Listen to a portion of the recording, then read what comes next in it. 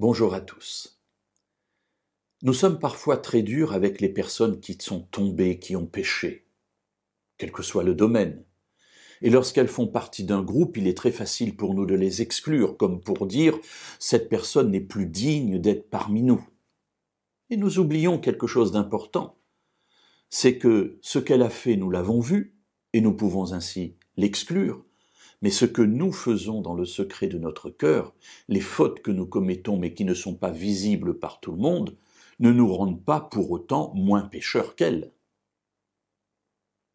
Dans la Bible, un épisode est très significatif à ce sujet et nous apprend quelque chose de très beau sur Dieu. Nous sommes au matin de la résurrection.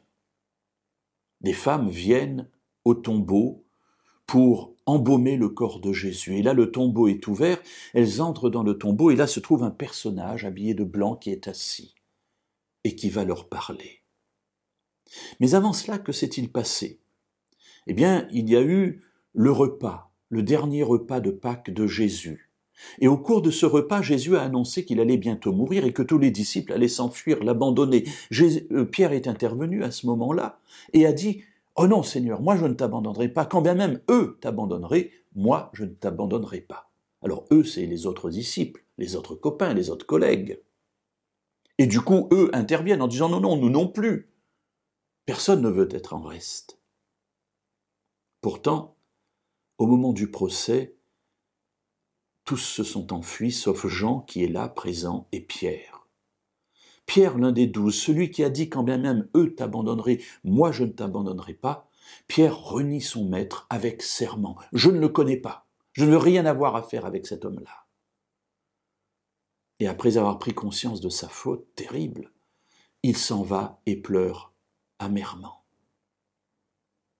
Revenons au matin de la résurrection, les femmes sont là, l'homme qui est là leur parle et leur dit quelque chose qui va nous donner un détail extrêmement important sur l'état d'esprit des disciples à ce moment-là, eux qui ne savent pas que Jésus est ressuscité. L'homme leur dit « Allez dire à ses disciples et à Pierre qu'il vous précède en Galilée. C'est là que vous le verrez comme il vous l'a dit. » Alors vous me direz, qu'est-ce qu'il y a d'important là-dedans? Tout simplement le début de cette phrase. « Allez dire à ses disciples et à Pierre. » Cela nous montre que Pierre ne fait plus partie du groupe des disciples. Les disciples lui ont donné un coup de pied en disant « Va-t'en, on n'a plus envie de te voir, toi tu as renié le maître. » Ou alors, peut-être que Pierre s'est exclu lui-même, ne voulant pas subir la vindicte de ses collègues. Il ne se sent pas digne d'être avec les autres. Peu importe la raison, toujours est-il, c'est que Pierre est à part, exclu du groupe.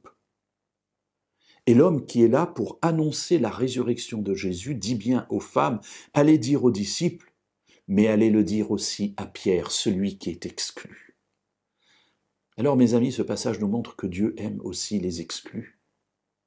Dieu n'a pas le même jugement que nous, il connaît le cœur de Pierre, et il sait que Pierre sera un instrument extraordinaire entre ses mains pour porter la parole du salut. Oui, Dieu aime les exclus. Il les reçoit, il les accepte. Alors si vous l'êtes, n'hésitez pas à vous tourner vers Dieu, parce que Dieu vous aime.